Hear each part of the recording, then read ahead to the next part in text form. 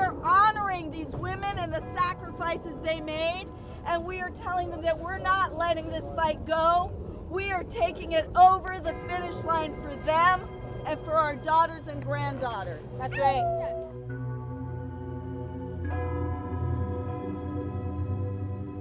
Nellie Barnes.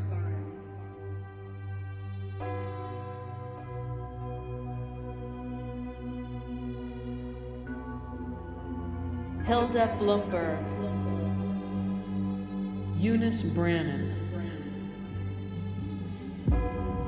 In this very place, hundreds of women fought persistently and silently for suffrage.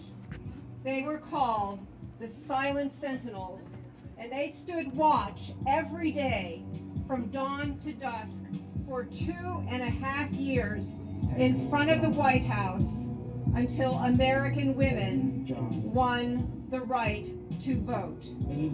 On November 14th, 1917, 32 of those women were arrested and taken by train to the Occoquan Workhouse Prison in Lorton, Virginia.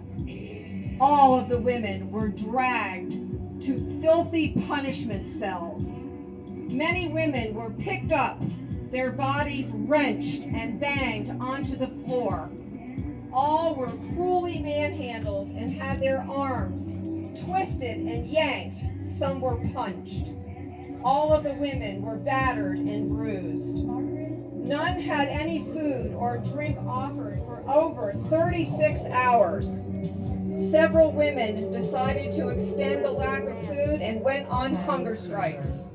This melee became known as the Night of Terror. And now, here are some of the testimonies from those women in their own words. It was about 7:30 at night when we got to Occoquan Workhouse. Punishment cells is what they called them, and mine was filthy. I had no window save a slip at the top, and no furniture but an iron bed covered with a thin straw pad, and an open toilet flushed from outside the cell. We had only lain there a few minutes, trying to get our breath, when Mrs. Lewis was literally thrown in. Her head struck the iron bed. We thought she was dead. She didn't move. We were crying over her as we lifted her to the pad on my bed, where Mr. Whitaker came to the door and told us not to dare speak, or he would put the brace and bit in our mouths and the straitjacket on our bodies. It is unthinkable that a national government which represents women should ignore the issue of the right of all women to political freedom. And with Lucy Burns' words ringing in our ears, we are here 100 years later to call attention to the fact that we are still facing the same unthinkable response by our government. Still no equality for women.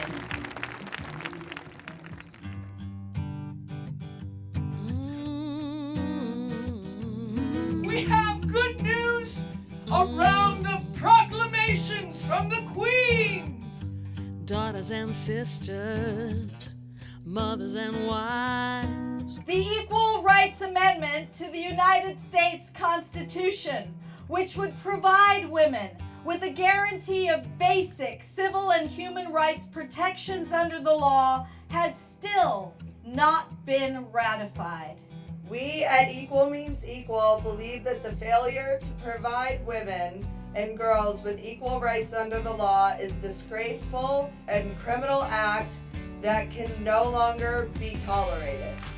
We at Equal Means Equal vow to see the ratification of the final 2 necessary states to complete the journey of the Equal Rights Amendment within this legislative year, whatever it takes.